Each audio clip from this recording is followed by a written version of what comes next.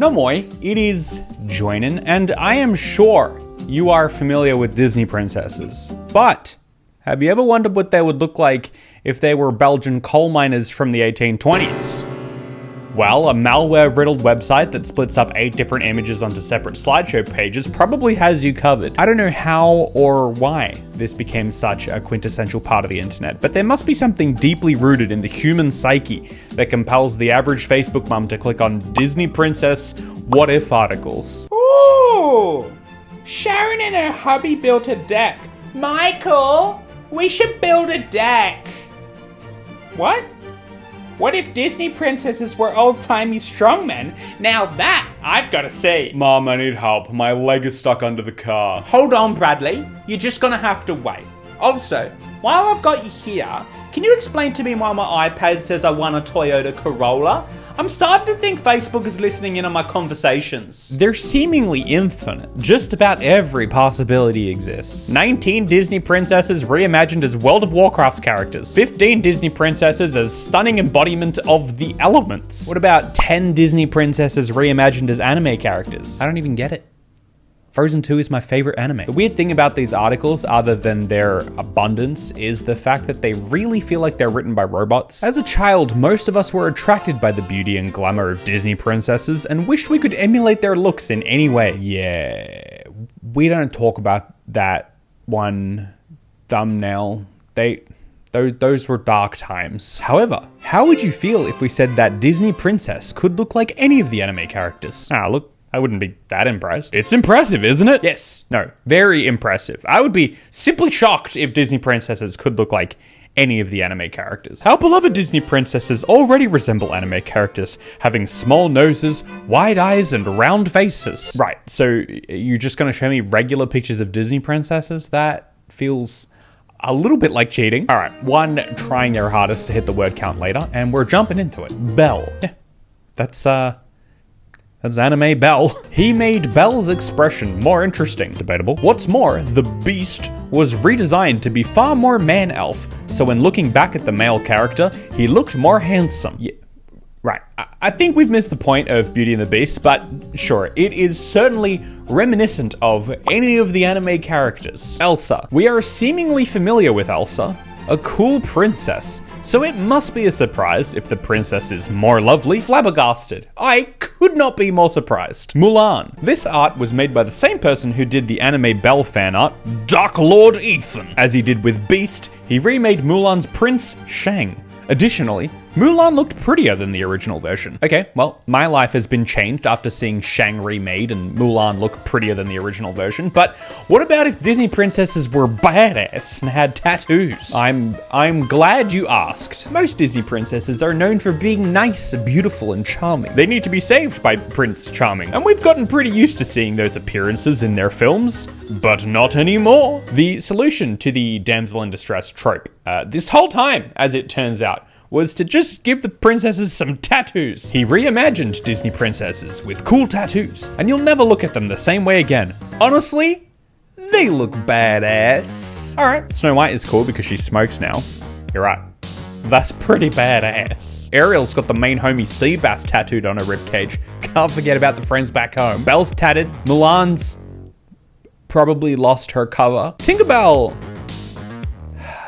That looks terrifying. Imagine being tattooed by a needle the size of your leg. I don't see that working out too well. Honestly though, as much as this Disney Princess If article thing may be overplayed, it's worth noting that the artists haven't done anything wrong. It's these content farm websites with their hilarious commentary that makes it so funny. Now, if tatted up princesses is too woke for you, what's the world coming to, right? Women? Princesses? Getting tattoos? They should be busy being saved by strapping young white men. Well, I've got some news for you. Disney itself, I'm sorry to say, is turning woke. America Tornet writes an article. The woke Disney company is turning its back on family values. And that's really the problem with wokeness, right?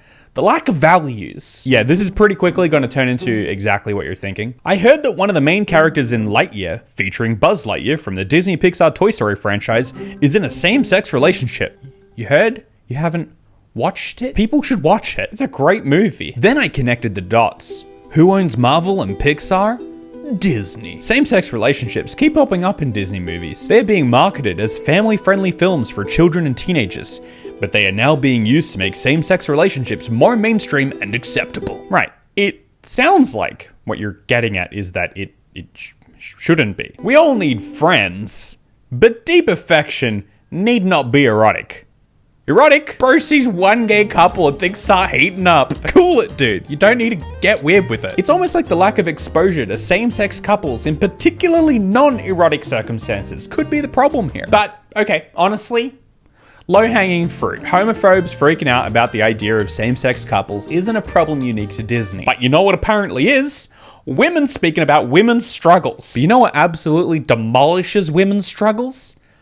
Facts and logic, baby! Speaking of institutions that are blowing out their credibility in the media, Disney continues apace. So, remember that time that they used to make comic book movies that were fun and didn't lecture you on woke garbage? Remember that? Wasn't that nice? Like you watch the old Superman movies with Christopher Reeves and you're like, oh, wow, there's not a lot of politics to this. It's basically just Superman. Yes, the comic books that have absolutely always been perfectly politically neutral. Can't fault him on that one. Well, now the writers for the shows on Disney and in the Marvel Universe are basically just reading slate pitches and directly channeling them into the dialogue. All right, we're getting political. What kind of stuff we talking? This show looks just garbage. I will be honest with you, ever since Disney decided to unleash the fact publicly that it was trying to indoctrinate kids in LGBTQ plus minus divided by sign queer theory. When they said that, I canceled my Disney Plus subscription, so I've not watched a single moment of Disney Plus since then. Yeah.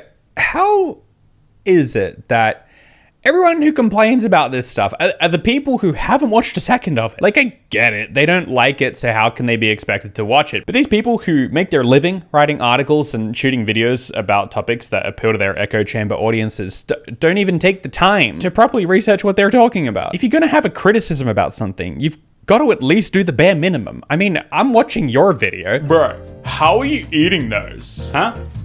These? I go like this. No, but you shouldn't. Ever since they changed their recipe to make it healthier, woke garbage, I've refused to eat those. Really? They're good. You want one? No, they're gross. How do you know? They're healthier, bro. And you know what I say about health? It's disgusting. Anyway, the whole reason Benny Boy's getting so upset is because of this. Here's the thing, Bruce. I'm great at controlling my anger. I do it all the time.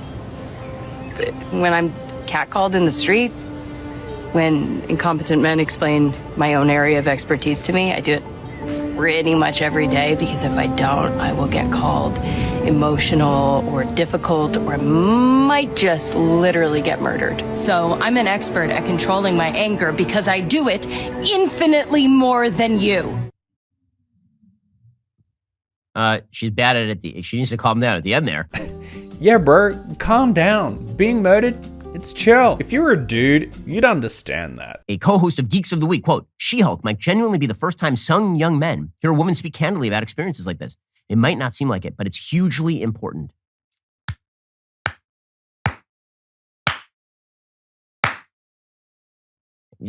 Let me read you a statistic.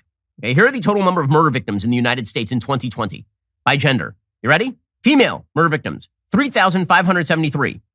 Male victims, 1,146. I'm going to note that men get killed way more often than women. Men get killed more, so women have nothing to complain about. Within the discussion about how or why women are killed, how many men are killed is not important. It has no relevance. That's quite literally the opposite of what is being brought up. And this extends to so many things. I mean, this is basic stuff. I'm sure it's not too hard to understand, but multiple problems are allowed to exist at once. And if we're talking about people being killed, I'd argue it's quite dang important that each problem is allowed to be addressed individually without being snubbed because some other problem is a bigger problem. People love to tell you that vending machines kill more people than sharks do every year, but I personally know someone who died from a shark attack, so it's just not helpful for you to tell me or his family that vending machines are more dangerous. Give each issue its deserved spotlight, and when you're in a meeting with big vending machine, maybe bring up a point about strapping those things down. Fair play. Listen, back to the topic at hand. Whether you see the She-Hulk line as cringe or not, the cringe doesn't hold a candle to a bloke sarcastically slow clapping a woman speaking up about what it's like being a woman. The lack of self-awareness actually hurts. It's 14-year-old locker room banter that's being broadcasted to 1 million people, and he's proud of himself for what must be such a hard thing to do. Being a man, speaking about how women just seem to be getting away with talking about their difficulties. There's a time and place, and it is certainly not in the female-specific version of the Hulk, okay? Stop ruining my woman-centric content with all this talk about women. Setting aside strange takes, why do we need media to be so perfect anyway? Why does every piece of content, whether you want to watch it or whether you never plan to anyway, why does every line have to be a banger in your eyes? This isn't some religiously motivated bias against people being in love. This is a line about women's struggles. And just, why is it so important to you that the line be omitted? I can tell you why it's so important to the writer to keep it in, but why is it so important for you to get it out? People seem to be more cool with just bad dialogue in general, but if there's some purpose behind what they see as bad dialogue, that's when they get worked up, regardless of the purpose. Bro, have you seen a Marvel movie? Their jokes fall flat all the time, but who cares? Because the Tin Man is back, and he's angry with Uncle Sam. Oh boy, this is gonna be good. Leave meaningful dialogue out of my Marvel content. I came here to be completely unchallenged, and not just in regards to storytelling. I'm joking. Some of the Marvel movies are alright, okay? But honestly, that's the point. They don't have to be amazing. Stop holding crap to unreasonably high expectations. You know who hates Star Wars movies the most? Star Wars fans. Ask your typical Star Wars fan how many of the 12 movies they think are good. They'll tell you it's a trick question because there's only 3. If you only like 3 of the 12 movies in a franchise, maybe you're just not that into the franchise. And that's okay. You've got your 3 movies. The general public is not so invested in some impossible standard that every film needs to be perfect, so they'll happily go along to watch Star Wars 27, The Rise of the Ewoks. Maybe films, TV, it's just trash entertainment that is sometimes accidentally really great. Maybe being the equivalent of a TV wine sommelier means that you can't enjoy the trash entertainment anymore, and the kids are out there having fun on the new playground while you're sitting on the bench because the old one was cooler. I'm not saying Disney is in the right, that they do nothing wrong. Sometimes they probably do take it too far. Excuse me, which of these products would you recommend? Well, these are the tampons I usually use. Thank you. I prefer pads. They're more comfortable for me. Thank you. I always get the ones with wings. Thank you. Get unscented and bleach-free if you can. Thank you. Yo, my daughter loves these. Thank you. These might be easier if it's her first period. These are really environmentally friendly. Y'all, in this one scene, Disney has hit every intersectional box. Disney, you are the most progressive. I understand that you are wanting the brownie points. You want the accolades. So there were some people that were kind of weirded out about, talking about tampons, periods. But you know what? Women have periods. It's a normal thing. That doesn't bother me. But it is so blatant that they are, trying to please people, that they are trying to be as woke as possible so that nobody gets mad at them. Maybe this is cringe. Maybe it's too far. Maybe this is exactly your cup of tea and you're howling right now. Right on, Disney! And more power to you. Honestly, whether Disney is trying too hard to be too progressive, to appeal to certain demographics, maybe it's grade A virtue signaling. But in my book, the only damage that does is that some people, they're gonna say, hey, that's cringe, bro. And you know what? I give Disney a cringe pass. I've always given Disney a cringe pass. I don't need Disney to not be cringe. If I find something cringe in a Frozen movie, I laugh. I go like, this, and then I move on. Can you talk to me about just that real world aspect of that kind of like female empowerment in the bathroom like that?